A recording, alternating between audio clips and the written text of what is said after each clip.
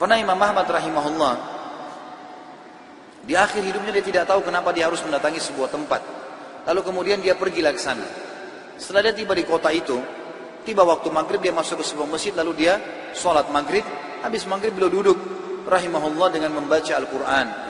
Imam Ahmad ini kalau nggak salah meninggal tahun 240-an. Terhadap dari 4 imam madhab ya. Imam Ahmad rahimahullah masuk ke masjid, kemudian beliau duduk sholat.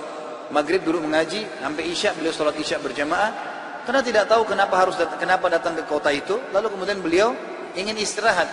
Habis sholat ba'diyah isya, orang-orang semua pada bubar. Imam Ahmad ke sudut masjid, lalu dia baring. Marbot masjidnya datang, tanya, wahai imam, wahai syekh. Syekh ini dalam bahasa Arab bisa berarti orang tua, orang kaya, atau orang pintar. Ya, bisa 3 artinya.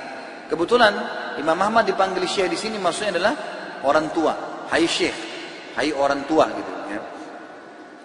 Kenapa anda di sini? Kata Imam Ahmad, saya mau istirahat, saya musafir, nggak ada kenalan. Kata dia tidak bisa di masjid. Anda harus keluar dari masjid. Lalu kemudian disuruh keluar. Kata Imam Ahmad, saya didorong-dorong dari masjid, keluar dari masjid. Begitu keluar dari masjid, marbot masjidnya kunci masjid. Kemudian Imam Ahmad dia sudah pergi. Imam Ahmad baring di teras masjid. Marbotnya kembali lagi. Lalu mengatakan, wahai syekh, ngapain di sini? Dia bilang seperti saya bilang, saya musafir, saya butuh istirahat. Ya. Kata marbotnya nggak bisa. Ini masjid, peraturan nggak boleh duduk di sini. Lalu kemudian didorong-dorong Imam Ahmad sampai ke jalanan. Di sebelah masjid ada satu orang penjual roti. Penjual roti ini lihat kejadian tersebut, lalu dia mengatakan, hai syekh, dipanggil Imam Ahmad, orang tua gitu ya, kesinilah, ada tempat saya. Datanglah dia, Imam Ahmad, lalu Imam Ahmad berkata, orang itu berkata, ini tempat saya usaha jual roti. Di belakang saya jual roti ini ada kamar saya biasa istirahat. Rumah saya tidak jauh dari sini. Anda boleh istirahat. Besok pagi Anda boleh pergi. Dia bilang baik. Jazakallah khair. Imam Ahmad duduk.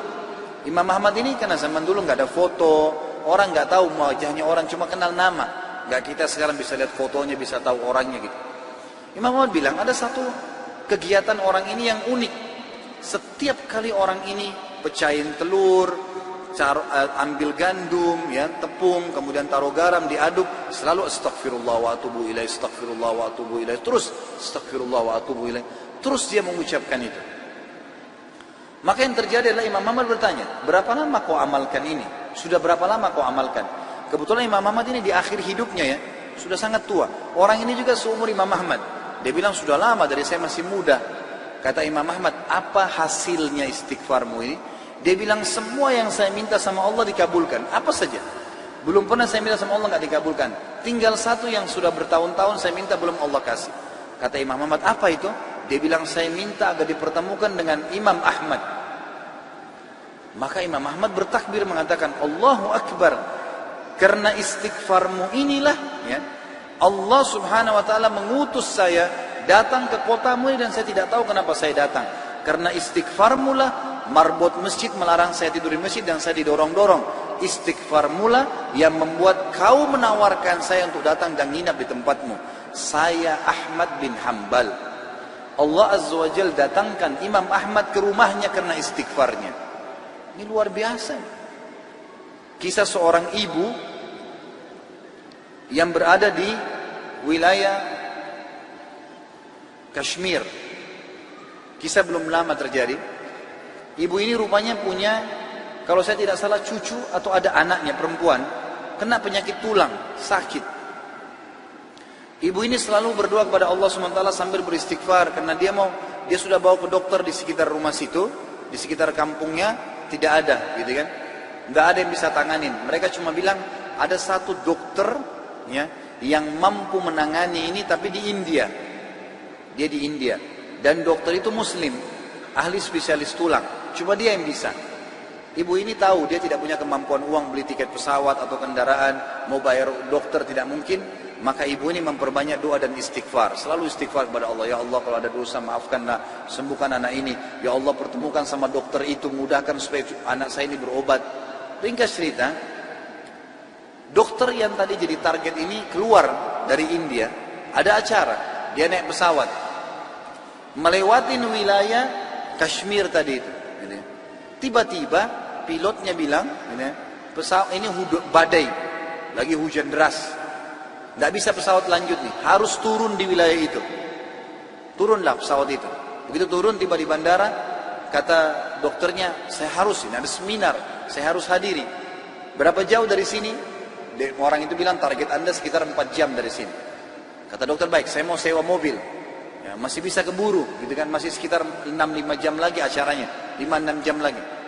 Begitu dia sewa mobil, jalan sedikit dari bandara, ternyata ya, hujan makin keras.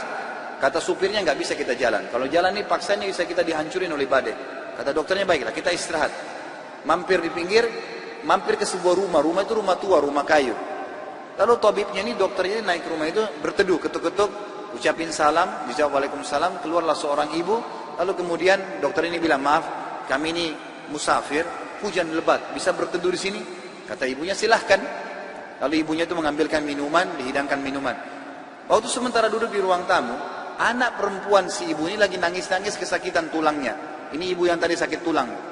Ini dokter yang jadi target sampai di rumahnya. Lalu kemudian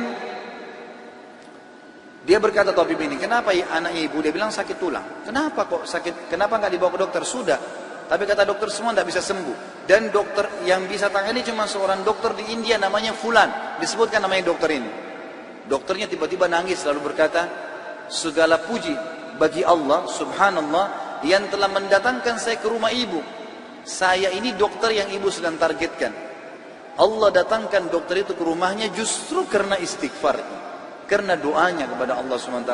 Tidak pakai biaya, malah dokter itu biayai gratis dan datang ke rumahnya. Seperti itu, dan banyak ribuan kisah begini teman-teman sekalian yang berhubungan dengan istighfar.